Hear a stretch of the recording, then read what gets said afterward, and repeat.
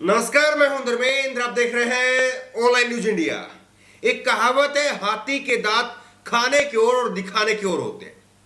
नरेंद्र मोदी की सरकार, बीजेपी की सरकार, वो कहती है कि हम दलितों का बहुत भला चाहते हैं, बहुत उद्धार कर रहे हैं, उनको ऊपर उठाने के लिए बहुत कुछ काम कर रहे हैं। नरेंद्र मोदी जी नारा देते हैं, सबका साथ, सबका विश्वास, सबका विकास, ये वो नारा देते हैं।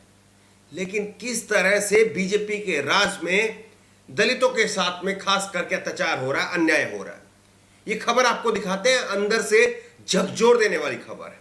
ओलंपिक के अंदर भारतीय महिला हॉकी की टीम ने सेमीफाइनल में प्रवेश किया और सेमीफाइनल में भारत की टीम अर्जेंटीना के साथ में लड़ाई लड़ रही थी और उस लड़ाई में, अपनी आखिरी लड़ाई में लड़ते लड़ते वो हार गए।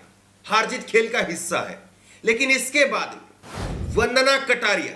वंदना कटारिया एक ऐसी भारतीय महिला है हॉकी टीम की जो अकेली महिला है जिन्होंने हैट्रिक लगाई है। ऐसी महिला है, सामान्य प्लेयर नहीं है। गर्व होना चाहिए पूरे भारत को और गर्व है हमको, कुछ लोगों को नहीं है, इसलिए उन्होंने ऐसी हरकत की। इस महिला खिलाड़ी के घर पर कुछ लोग पहुंच जाते हैं और वहां पर पहुंच करके कपड़े निकाल के डांस करते हैं। हार के बाद में, भारत की हार के बाद में वंदना कटारिया के घर पर कुछ लोग पहुंच जाते हैं, कपड़े निकाल करके डांस करते हैं, पटाखे फोड़ते हैं और फिर उसके बाद में वंदना कटारिया के परिवार को जाति सूचक गालियां देते हैं। कसूर क्या था?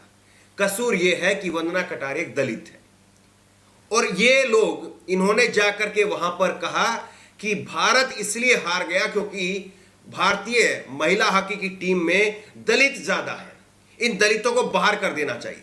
और ना केवल हॉकी की टीम से बाहर करना चाहिए बल्कि सारे खेलों से दलितों को बाहर कर देना चाहिए। ये कुंठा कैसे दबी हुई है इनके अंदर? आप बताइए, ये लोग हैं कौन जो भारत की हार के ऊपर पटाखे फोड़ रहे हैं? इन लोगों को सिर्फ ये था कि ये कहीं अगर भारत की टीम जीत गई तो जीत का सेहरा इस दलित के सिर पर बन जाएगा, इस दलित की बेटी के सिर पर बन जाएगा। और वो ऐसा होता हुआ नहीं देख सकते थे। भारत हार जाए वो मंजूर है, लेकिन एक दलित बेटी के सिर पर सेहरा बंधे जीत का, वो मंजूर नहीं है। ये खबर आप देखिए, टाइम्स ऑफ इंडिया की खबर है और टाइम्स ऑफ इंडिया की इस खबर में जो है वो साफ साफ लिखा है कि दो लोग अपर कास्ट दो लोग जो है वो वंदना कटारिया के घर के बाहर पहुंचते हैं। हरिद्वार की घटना है। हरिद्वार के रोशनाबाद गांव में फॉरवर्ड प्लेयर वंदना कटारिया के घर पर बाहर जो है ये सारा घटनाक्रम हुई है। तो आप बताइए क्या कहेंगे इनको?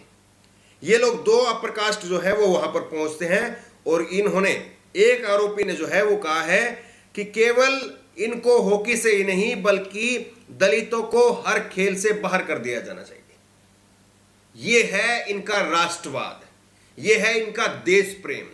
अगर यही हरकत किसी और ने की होती, यही हरकत अगर कहीं पाकिस्तान के मोहल्ले में किसी बच्चे ने अगर पटाखे छुटा दिए होते तो पूरा गोदी मीडिया अभी तक लग जाता कि भारत की हार पर मुसलमानों ने पटाखे छोड़े, या और किसी ने, इस तरह की हेडलाइन चलती।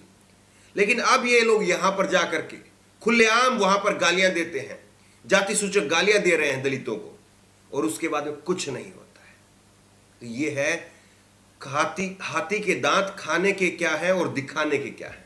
एक तरफ नरेंद्र मोदी जाते हैं, तस्वीरें आप देखिए, और कुंभ में जाकर के सफाई कर्मियों को, 5 सफाई कर्मियों को चुना जाता है, 3 जिसमें आदमी है और 2 महिलाएं हैं, उनको चुना जाता है और उनको चुन करके उनके पैर धोए जाते हैं, सफेद मखमली तौलिए से उनके पैर पोंछे जाते हैं। लेकिन आज सच्चाई क्या है वो आपके सामने है। सच्चाई ये है कि दलित बेटी, जो पहली ऐसी महिला है जिसने हैट्रिक मारी है ओलंपिक के अंदर, उसको अगर ये लोग सम्मान नहीं दे पा रहे, उसकी अगर ये लोग सुरक्षा नहीं करवा पा रहे, तो फिर किसकी सुरक्षा होगी? और उत्तराखंड में किसकी सरकार है, किसी को कहने की आवश्यकता नहीं है। उत्तराखंड में बीजेपी के तीसरे मुख्यमंत्री आए हैं अभी, पुष्कर सिंह धामी, नए मुख्यमंत्री बने हैं। अब वो कहेंगे मेरी गलती नहीं है, पिछले वाली की है। ये गलती किसकी है वो सबको मालूम है। ये गलती उस सोच की है जो उस सोच को बढ़ावा दे रही है कि हाँ, एक तबका, एक जाति विशेष जो है वो ही ऊपर है और एक जाति विशेष जो है वो नीचे है। वो उस सोच की गलती है। देखिए, इसको लेकर के जो है वो कई सारे लोगों ने जो है वो ट्वीट भी किया है कि किस तरह से ये सब कुछ हुआ। चंद्रशेखर आजाद ने कहा है कि देश की बेटी वंदना कटारिया ने ओलंपिक में वह कर दिखाया जो आज तक कभी नहीं हुआ। उनकी हैट्रिक के कारण भारतीय टीम मेडल के इतने करीब पहुंची, लेकिन हरिद्वार में उनके घर पर जातिवादियों ने कपड़े उतारकर भारत की हार का जश्न मनाया और वंदना को जाति सूचक गालियां दी। भारत की हार पर पटाखे जलाकर जश्न मनाने वाले देशद्रोहियों के खिलाफ उत्तराखंड की सरकार राष्ट्रद्रोह और SC/ST एक्ट के तहत मुकदमा कायम करे। अगर सरकार हमारे परिवार को सुरक्षा देने में असफल रहती है तो भीम आर्मी और ASP उत्तराखंड की टीम परिवार को सुरक्षा देने का काम करेगी। तो ये यहाँ पर चंद्रशेखर आजाद कह रहे हैं। इसके साथ में दलीप मंडल कह रहे हैं कि आज से 25 साल पहले विनोद कांबली को क्या कुछ नहीं झेलना पड़ा होगा।